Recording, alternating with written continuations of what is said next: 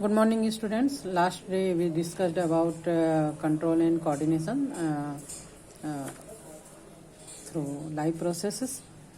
Apart from nerve cells, there are several blood vessels and other mainly protective cells in our brain and spinal cord.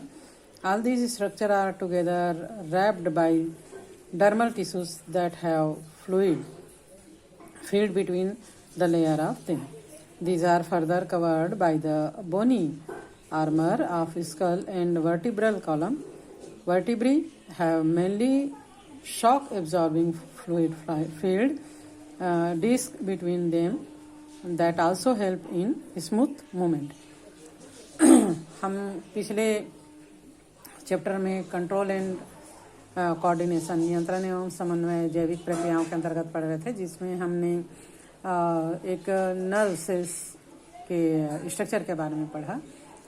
और इस प्रकार तंत्रिकाओं के अलावा, nerve cells के अलावा हमारे मस्तिष्क और मेरुरज्जु में बहुत सारे ब्लड की जो नलियां हैं, वेसल्स हैं, वही भी होती हैं।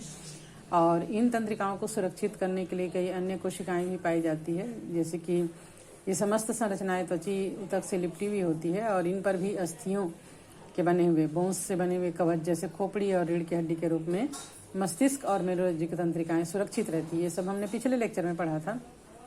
आगे बढ़ते हैं। Information is conducted between nerves और nerves and muscles through areas called as synapses. यहाँ पर जो इंफॉर्मेशन होता है, सूचनाएं होती हैं, वो तंत्रिकाओं और तंत्रिका और मांसपेशी के बीच में संपर्क के स्थानों से होते हुए प्रसारित होती है, और ऐसे संपर्क स्थानों को सिनेप्सिस कहा जाता है। See the picture. One nerve cells ending, axons का जो एंडिंग होता है वो दूसरे नर्व सेल्स के जो डेंड्राइड होता है उससे एक बॉन्ड के द्वारा, है ना, ये टाइटली बॉन्डिंग नहीं होती है, इनकी एक दूसरे के बीच में गैप होता है, और इस प्रकार का जो बॉन्डिंग होती है उसको कहते हैं synopsis. Though the name synopsis refer to fixed overlapping connection, in reality these have been observed to be areas of gaps either between nerves or nerves and muscles. Thus, certain chemicals in these gaps help in conduction of information. So far, we have come to know that the conduction of information across nerves is due to certain electrochemical process. These are very complex and are a field of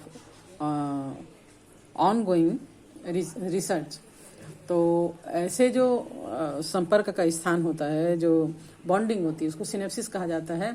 और ये जो synapses शब्द का अर्थ होता है जुड़ा हुआ, है ना, लेकिन ये वास्तव में दो नर्व सेल्स आपस में टाइटली नहीं जुड़े हुए होते हैं। इनके बीच में कुछ गैप्स होता है और उन गैप्स में कुछ केमिकल्स होते हैं, रसायन होते हैं, रसायन प्रसारित होते रहता है।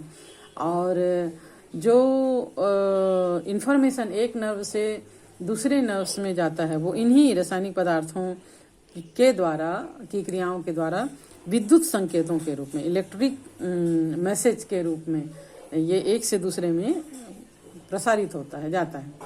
तंत्रिकाओं और साइनेप्स से सूचना का प्रसार एक बहुत ही कॉम्प्लेक्स रिएक्शन होता है ना, जटिल क्रिया होती है, और इसके बारे में आज भी रिसर्च जो है वो चल रहे हैं।